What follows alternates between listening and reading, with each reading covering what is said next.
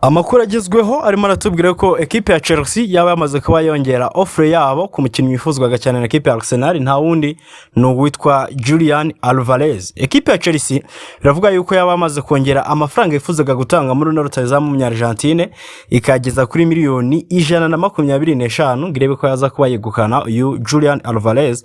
Ni mu gihe president y'ikipe ya Atletico Madrid nawe bamwita Igeze yamaze kuba atangaza avuga ati usibye na President FC Barcelona namwe ubwanya abanyamakuru murabizi muzi ngo Alvarez ni umukinnyi wande kandi muzi nazakina sezo ita.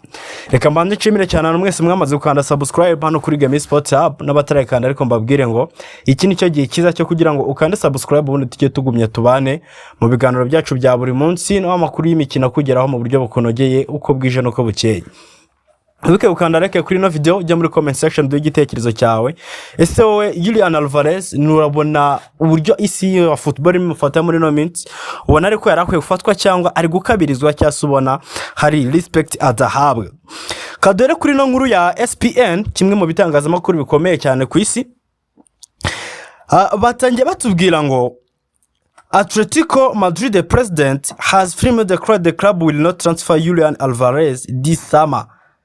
Cyangwa sati president wa Atletico Madrid Igeze yamaze kuba adekarara cyase atangaza yuko ekipe yiwe ya Atletico Madrid itazigera irekura Julian Alvarez ngo agende. Ubwo bari bamubashije ku magambo y'uwitwa Laporte yatangaje ku munsi wo kuwa kabiri yagize ati Laporte is a good friend, he's a great president and he knows full well, as you all know, where Julian Alvarez will be playing next year. He's an Atletico Madrid player and will continue to be an Atletico Madrid player. Yagize ati nibyo uyu Laporte ni inshuti nziza ni ndetse n'umuperezida w'igitangaza atariko arabizi neza nkuko namwe ubwanyu mubizi muzi ngo Julian Alvarez sezitaha azaba kina cyase sezitaha azakinira iyihe ekipe.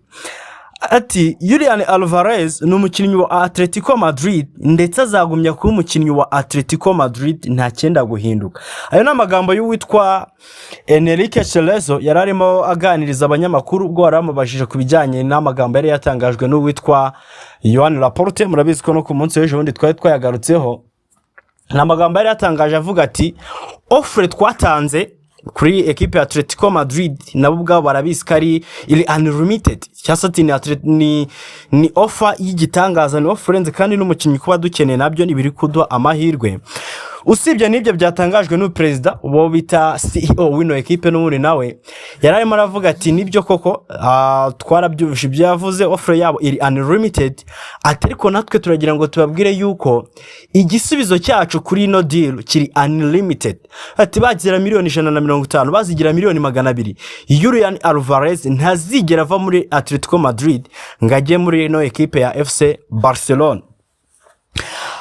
Twari duhere kuri no nkuru kugira ngo tubanze tumenye ubundi ngo iyi no deal irimo izamuka gutya bimeze bite. Mbanze mbibutse Julian Alvarez ndetse na ekipe ya Barcelona ibyo byari bihagaze bite, ariko ndagira ngo twite cyane tunatinde kuri no deal cyase kuri no Gapapu irimo izamuka ivugwa yuko ekipe ya Chelsea yaba yiteguye cyase yabishaka gutera ino ekipe ya Arsenal.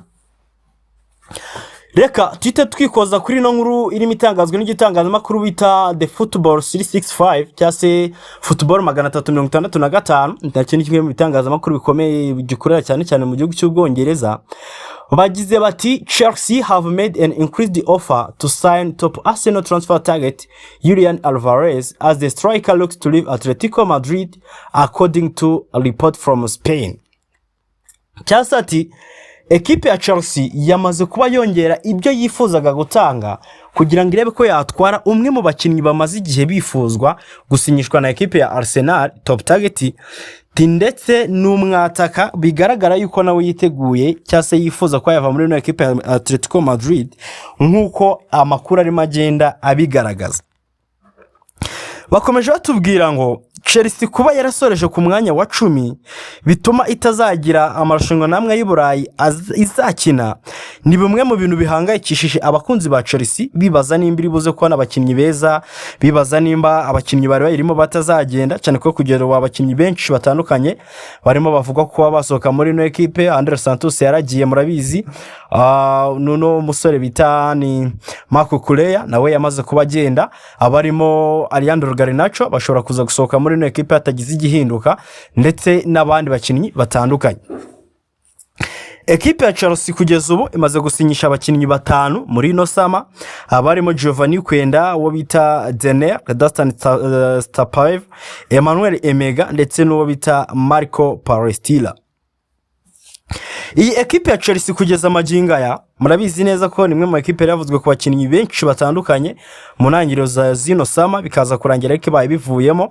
Kugeza ubu noneho ekipe ya Chelsea ngirimo irifuza kuza gusinyisha no muvandimwe bita Julian Alvarez kuri miliyoni 125 yamaze kuba yofarenga cyangwa se yamaze kuba yemerera ekipe ya Atletico Madrid mu gihe yaza kwibahaye ono rutayizamu.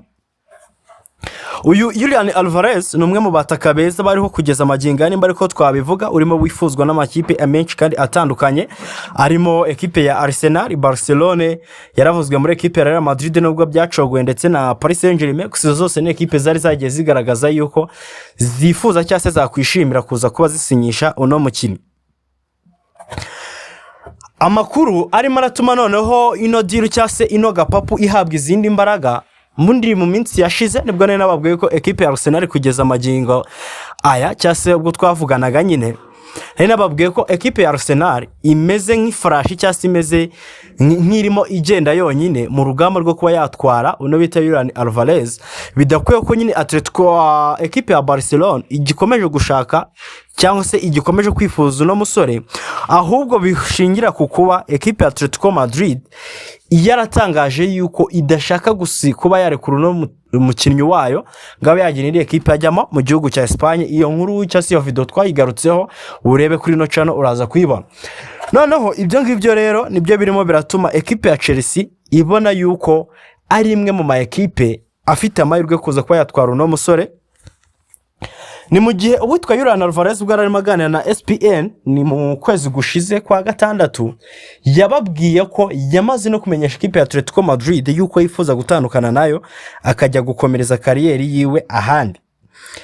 Ubu rero amakuru ahari bishingiye kuko nyine Atletico Madrid dashaka kugurisha kuri inde ekipe yose mu gihugu cya Espain, birimo birazamura ekipe ya Arsenal ndetse na Chelsea mu ma ekipe abiri ashobora kuza kwegukana uno mukino.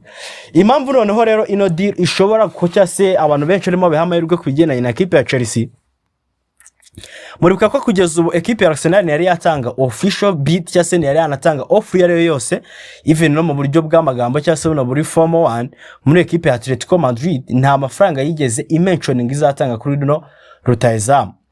Muri video meruka kubakwira kuri dilu y'uno musore nababwiye ko ekipe ya Arsenal yari irimo igenza gakino dilu inabitinza kugira ngo izagere kuri deadline.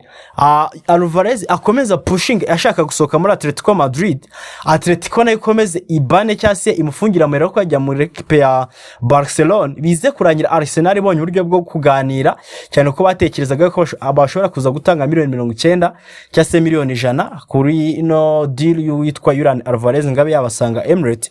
Gusa noneho nubwo ekipe ya Chelsea yamaze kuba yinjira muri no deal ikaba inafite gahunda cyase yifuza gutanga miliyoni 125 nubwo bwose Atletico Madrid yigikomeza kuvuga yuko umukinnyi wayo ni muri kuri zamurekura kuri miliyoni 150. Urumva ibyo ngibyo ku kijyanye n'amafaranga nibirimo biraha amahirwe cyase n'indi point ishobora gutuma dufata ekipe ya Chelsea nk'umwe mu banyamahirwe yo kuza kwegukana uno rutayizamu. Bakakubwira ngo uwitwa Xabi Alonso bigendanye n'igihe yamaze mu gihugu cya Espagne, bigendanye n'igihe yamaze azuwitwa Julian Alvarez, ngabona ari umwe muri ba rutayizamu bafitinga muri projet ziwe, bafitinga mu bakuza n'abandi bakinnyi bari muri ekipe ya Chelsea, ndetse ngo ni numwe mu bakinnyi abona ko bakeneye kugira ngo baze kuba bitwara neza muri sezo igiye gutangira. amakuru rero agakomeza avuga yuko ekipe ya Chelsea bitewe nuko ikeneye kongera imbaraga cyane cyane mu gice cy'imbere kugira ngo ibone abandi bakinnyi benshi ishobora kurerayingaho baza kuba biyongera ndetse banafatanya n'uyu wawo Pedro, iyi no dilu iraza ko ifite amahirwe menshi kugira ngo barebe yuko yaza kuba isinyisha no musore. Ni mu gihe kandi ekipe ya Atletico Madrid nayo irimo ibarati bibaye na ngombwa ko tugurisha umukinnyi wacu twamugurisha mu Bwongereza kugira ngo tumugurishe muri Espain. Ngayo nguko rero ibijyanye na dilu witwa Julian Alvarez ko yaza muri ino ekipe ya Chelsea no gutegereza tukareba ikiri buze kuba. Mwitse gukanda subscribe kuri YouTube channel yacu kugira ngo ikizajya gihinduka icyo ari cyo cyose gisanga hano mu ba mbere. Caca dusubire mu kanya durira muri comment utubwire igitekerezo cyawe no kubyumva nawe.